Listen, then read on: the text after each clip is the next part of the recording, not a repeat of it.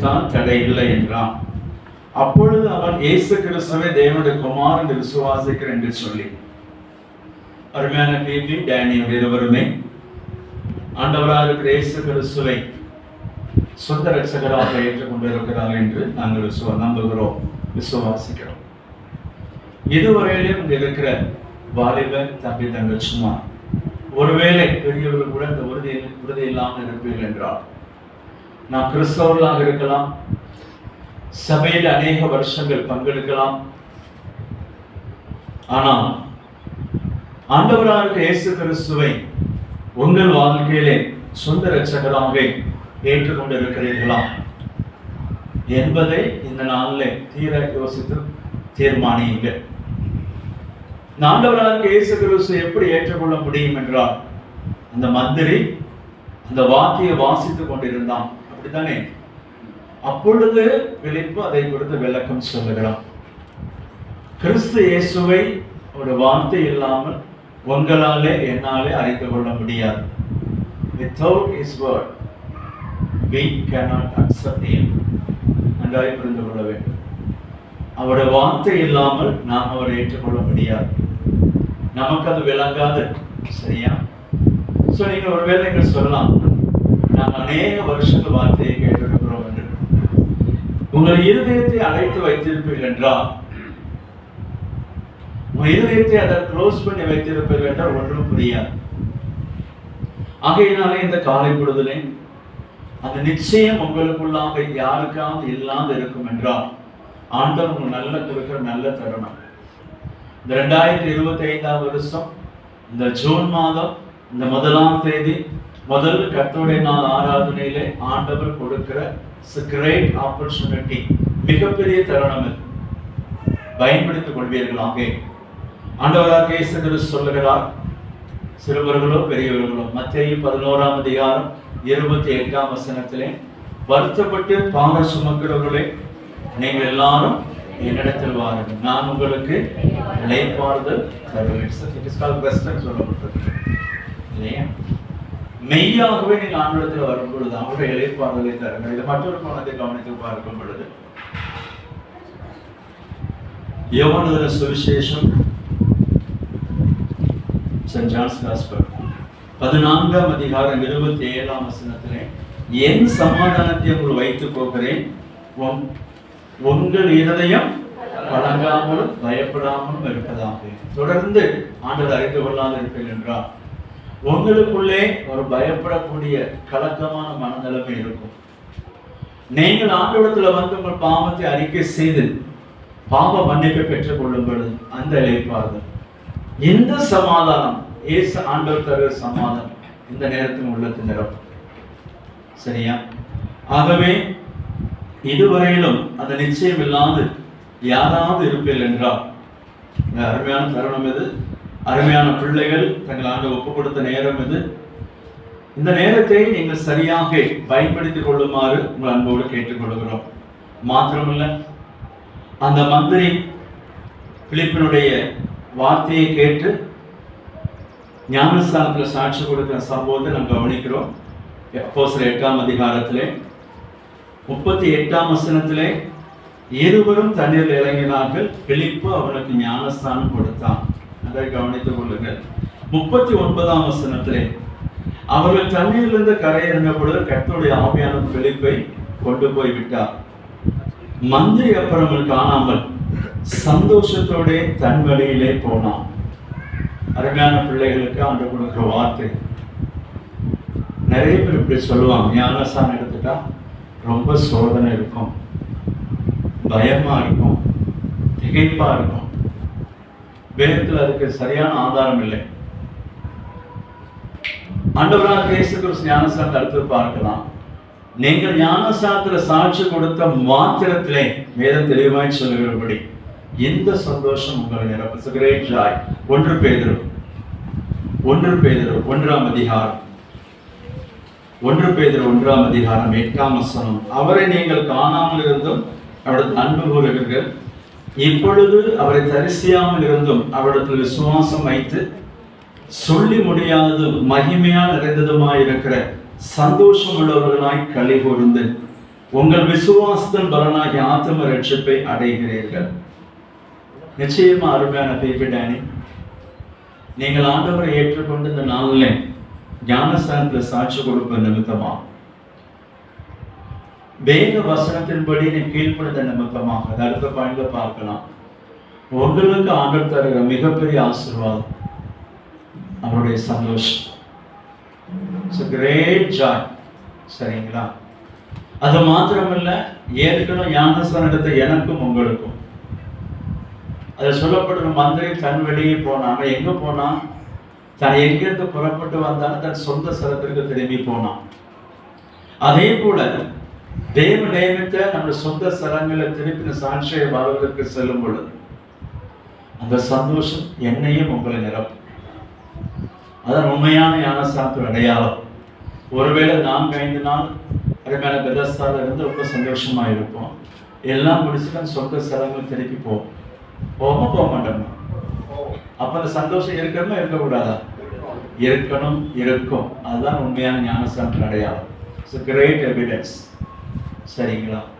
இல்லைன்னா எனக்குள்ள எங்கேயும் பிரச்சனை இருக்குன்னு அர்த்தம். நம்ம எல்லாருக்கும் சேர்த்து. ஆகவே இது முதலாவது ஆசீர்வாதம். முதலாவது அருமையான பிள்ளைகள் தங்களை ஆண்டவருக்கு ஒப்பு கொடுப்பீர்களாக. ஆண்டவர் உங்களை ஆசீர்வதிப்பாராக. மத்தேயு எழுதின சுவிசேஷம் 3ஆம் அதிகாரம். மத்தேயு எழுதின சுவிசேஷம் 3ஆம் அதிகாரம் 16-17 வசனத்தை வாசிக்கிறேன். நன்றை கவனியுங்கள். Matthew's Gospel chapter 3 verses 16 and 17. இயேசு ஞானஸ்தானம் பெற்று ஜலத்திலிருந்து கரையேறின உடனே ஏதோ வானம் அவருக்கு திறக்கப்பட்டது. தேவ ஆவி பிராவை போல இறங்கி தன்மேல் வருகிறதை கண்டார். அன்றையும் வானத்திலிருந்து ஒரு சத்தம் உண்டாகி, இவர் என்னுடைய நேசகுமாரன், இவரில் பிரியமா இருக்கிறேன் என்று உரைத்தது. சரியா? மிக தெளிவாய் பார்க்கணும். 16ஆம் வசனத்துல இயேசுவின் பிரதியுத்தரமாக, இப்பொழுது இடங்கொடு, இப்படி எல்லா நீதியும் நிறைவேற்றுவது நமக்கு ஏற்றதா இருக்கிறது என்றார். அப்பொழுது அவருக்கு இடம் கொடுத்தான். நன்றாக கவனித்துக் கொள்வோம். ஞானஸ்தானம் என்பது தேவனுடைய நீதி, the righteousness of God. அதுதான் அதற்கு முதல் அஸ்திபார், முதலாவது ரட்சிப்பு. ஒரு பாயிண்ட் சொல்ல அவசியம் இல்லை. That's understanding God. கான்செப்ட் தான் பிரதானம். அர்ப்பணம், அது வாழ்க்கையின் அர்ப்பணம் தான் ஞானஸ்தானுடைய அடையாளம். சரியா? ஆக இந்த பாகத்தை கவனித்து பார்க்கும் பொழுது அருமையான பிள்ளைகள் இந்த நீதியை நிறைவேற்றுவதற்கு தங்களை ஒப்பு கொடுத்திருக்கிறார்கள். நீங்களும் நாம் ஏற்கனவே ஒப்பு கொடுத்து ஞானஸ்தானத்திலே நாம் சாட்சி கொடுத்திருக்கிறோம். ஆகவே இந்த நாளில் அதுல ஆண்டு பேசுகிற காரியம் 16ஆம் வசனத்துல, இயேசு ஞானஸ்தானம் பெற்று ஜலத்திலிருந்து கரையேறின உடனே இதோ வானம் அவருக்கு திறக்கப்பட்டது. மிகப்பெரிய ஆசீர்வாதம். வானத்தை யாராலும் திறக்க முடியாது. Can understand? வானத்தை யாராலுமே திறக்க முடியாது. இங்க ஞானஸ்தானம் நடந்து முடிந்த மாத்திரத்திலே heavens are open. பரலோகம் திறக்கிறது. ஏன் தெரியுமா? திருத்துவத்தில் 2வது நபர், the great person, second person, the central person of the Trinity, Holy Trinity. திருத்துவத்தின் 2வது நபர் ஞானஸ்தானம் எடுத்து கரையேறின உடனே பரலோகம் திறந்து திருத்துவத்தில் 3வது நபர் இறங்கி வருகிற சம்பவம் தான் இல்லையா? இப்படித்தானே அருமையான பிள்ளைகள் இந்த ஞானஸ்தானத்துல சாட்சி கொடுக்க போகிற நேரத்தில் நீங்கள் மெய்யாகவே வசனத்தின்படி ஒப்பு கொடுத்து ஞானஸ்தானத்திலே சாட்சி கொடுக்க உங்களை தாழ்த்தி இருக்கிறீர்கள். அதனுடைய அடையாளம் என்னவென்றால் உங்களுக்கு அந்த வானம் திறக்கும். அவர்களுக்கு மாத்திரமல்ல, கேட்கிற எனக்கும் உங்களுக்கும் இது மிகப்பெரிய ஆசீர்வாதம். தியானிக்கிற நமக்கு நன்றாக ஞாபகத்தில் வைத்துக் கொள்வோம். சரியாக அந்த வெளிச்சத்திலே நம்மை சரண்டர் பண்ணும் பொழுது சரியாக அந்த வெளிச்சத்துல நீங்களும் நான் இந்த நாள் மறுபடியும் என்னையும் உங்களை ஒப்பு கொடுக்கும் பொழுது நன்றாய் மனதில் வைத்துக் கொள்வோம்.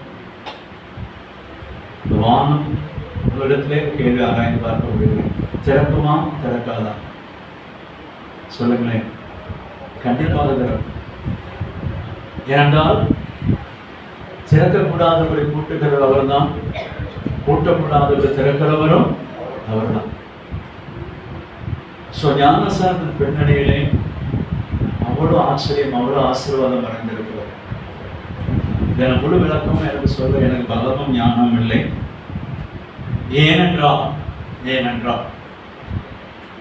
நான் முதல்ல பார்த்தோம், அது ஒரு தேவ நீதி என்று. ரோமர் 4ஆம் அதிகாரம், ரோமர் 6ஆம் அதிகாரம், ரோமர் 6ஆம் அதிகாரம் 3-4 வசனத்திலே கிறிஸ்து இயேசுவுக்குள்ளாக ஞானஸ்தானம் பெற்ற நாம் அனைவரும் அவருடைய மரணத்துக்குள்ளாக ஞானஸ்தானம் பெற்றதை அறியாமல் இருக்கிறீர்களா? மேலும் பிதாவின் மகிமையினாலே கிறிஸ்து மரித்தோர் எழுப்பப்பட்டது போல நாமும் புதிதான ஜீவனுள்ள நடந்து கொள்ளும்படிக்கு அவருடைய மரணத்துக்குள்ளாக்கும் ஞானஸ்தானத்தினாலே கிறிஸ்துவுடனே கூட அடக்கம் பண்ணப்பட்டோம். இது எதை நமக்கு வெளிச்சத்துக் கொண்டு வருகிறது என்றால், ஞானஸ்தானமானது இஸ் a funeral service. அது அடக்க ஆதாரம். வசனத்தின் ஆதாரத்திலே நான் வாசித்த மத்தேயு 3ஆம் அதிகாரத்தில் அதுதான் நடக்கிறது. கிறிஸ்துவான முழுசுமாய் தன்னை ஒப்புக் கொடுக்கிறார் தேவ சமூகத்திலே. அப்பொழுது கர்த்தருடைய பரிசுத்த ஆவியானவர் அவர்கள் இறங்கி வருகிறார் என்ற ஞாபகத்தில் வைத்துக் கொள்வோம். அதுதான் இந்த பாகம். ஞானஸ்தானம் எடுக்கிற பிள்ளைகள் அது அநேக வருஷங்கள் முன்பாக எடுத்த எனக்கு முதல்ல புரியலை. உங்களுக்கு புரியாதுன்னு சொல்ல மாட்டேன். உங்களை நிறுத்தி வைத்து உங்களோட அளவீடுகளை நான் மெஷர்மெண்ட் குறைக்க விரும்பலை. நாங்கள் உங்களுக்கு வெளிச்சத்துக்கு எடுத்தது. நம்முடைய வாழ்க்கையில சரியாக நிதானித்து அறிந்து சரண்டர் பண்ணுவோம் என்றால், இந்த கர்த்தருடைய பரிசுத்த ஆவியானவர் இந்த அடக்கத்திலே என்னை உங்களை சரியாக முயற்சி பண்ணுவோம் என்றால், நாமியான அந்த பரலோகம் திறந்து அப்புறம் நம்ம நிரப்போம், என்ஜாய் பண்ண முடியும். இந்த ஞானஸ்தானம் முடிந்த மாத்திரத்திலே ஆண்டவர் சொன்ன பப்ளிக்காக சொன்ன முதல் வார்த்தை மனதிரும்புங்கள் இல்லையா? பரலோக ராஜ்யம் சமீபமாயிருக்கு. Kingdom of heaven. ரொம்ப ஆச்சரியமா இருக்கும். இது உண்மை நானா என்று செக் பண்ணி பார்ப்பதற்கு அப்போஸ்தலர் 2ஆம் அதிகாரத்திலே அப்போஸ்தலர்கள் சீஷர் எல்லாம் கூடி ஜெபிப்பார்கள். செபித்த நேரத்திலே கர்த்தருடைய பரிசுத்த ஆவியானவர் அக்கினிமயமாய் நாவுகளை போல இறங்கி வருவார். அப்படிதானே? இறங்கி வந்த மாத்திரத்திலே பேதுரு சொல்லுகிற அந்த சுவிசேஷம் இதுதான். கிரேட் எவிடன்ஸ் இல்லையா? ஒரு கேள்வி எல்லாம் ஞானஸ்தானத்திலே ஏசாண்டவர் மேல் கர்த்தருடைய பரிசுத்த ஆவியை போல இறங்கி வந்தார். ஏன் சீஷர்கள் மேல் அக்கினிமயமாய் வர வேண்டும்? கிறிஸ்துவானவர் ஏற்கனவே அக்கினிதான். Very important. கிறிஸ்துவான ஏற்கனவே நெருப்பாகத்தான் இருக்கிறார். அவருக்கு இன்னொரு நெருப்பின் அடையாளம் தேவையில்லை இல்லையா? சமாதானத்திற்கு அடையாளம் இந்த பிராவை தான், அது ரெக்கவரிக்கு அடையாளம். இந்த பிராவை தான் நோவா பேழையை முதல்ல காகத்தை விட்ட பிறகு இந்த பிராவை விடுவோம். அது ஒளிவேலை கொடுத்து கொண்டு திரும்பி இந்த பேழைக்குள்ளாய் வரும். ரெக்கவரி புதுப்பித்ததற்கு அது அடையாளம். கர்த்தருடைய பரிசுத்த ஆவியானவருக்கு அடையாளம். மெய்யாகவே நீங்களும் நான் விசேஷம் கேபிட்டானி அந்த பலத்தினாலே உங்களை இப்போ கொஞ்சம் புதிய நடை சொல்லுகிறேன். உங்களுடைய வளர்ச்சியை நான் மட்டுப்படுத்த விரும்பவில்லை. நீங்களும் எனக்கு பிள்ளைங்கள் தான். ஸ்லோவாக நீங்கள் கிராஸ் பண்ண பொழுது இந்த வெளிச்சம் எனக்குள்ள உங்களுக்குள்ள பிரகாசிக்கும். ஸோ இந்த அடக்க ஆராதனையிலே வெளிச்சம் அதுதான். இந்த ஞானஸ்தான வெளிச்சம் அதுதான். அவராலே பலப்பட்டு